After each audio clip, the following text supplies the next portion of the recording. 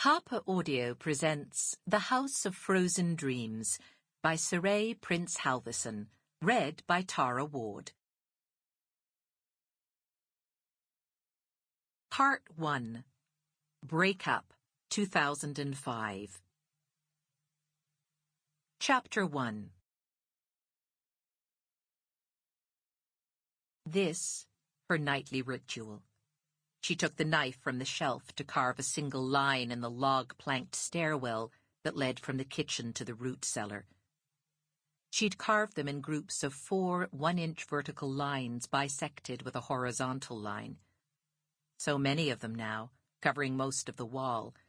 They might be seen as clusters of crosses, but to her they were not reminders of death and sacrifice, but evidence of her own existence. There were other left-behind carvings, too, in the door jamb on the landing at the top of the stairs.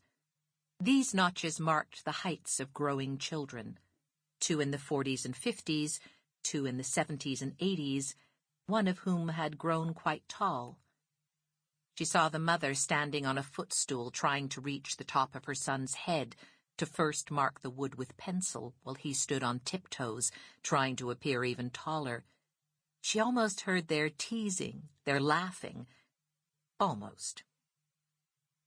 6 stairs down, she dug the tip of the knife into the wall. The nightly ritual was important. While she no longer lived according to endless rules and regulations, with all those objects and gestures and chants, she did not want her days flowing like water with no end or beginning, shapeless, unmarked. So she read every night, book after book. First in the order that they lined the shelves, turning them upside down when she finished reading, and then right side up for the second read, and so forth, now returning to her favorites again and again. And during the day she did chores, foraging, launching and checking fishing nets, setting and checking traps, gardening, tending house, feeding chickens and goats, canning and brining and smoking, all in a certain order, varying only according to the needs of the season.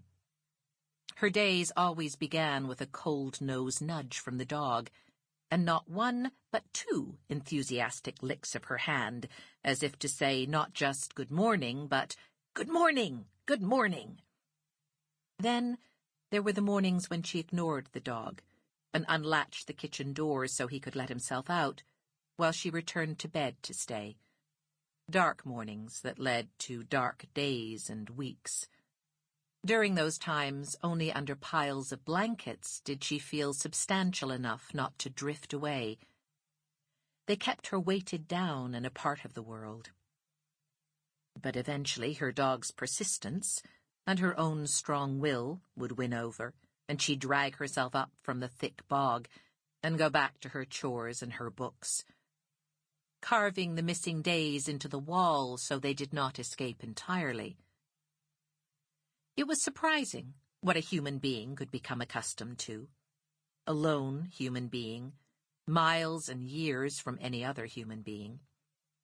She balanced 2 more logs and a chunk of coal in the wood stove, and with the dog following her, crossed the room in the left-behind slippers, which had, over time, taken on the shape of her own feet.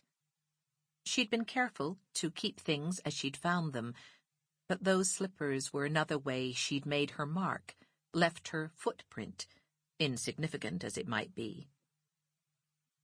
Now she sat in the worn, checkered chair and picked up one of the yellowed magazines from 1985.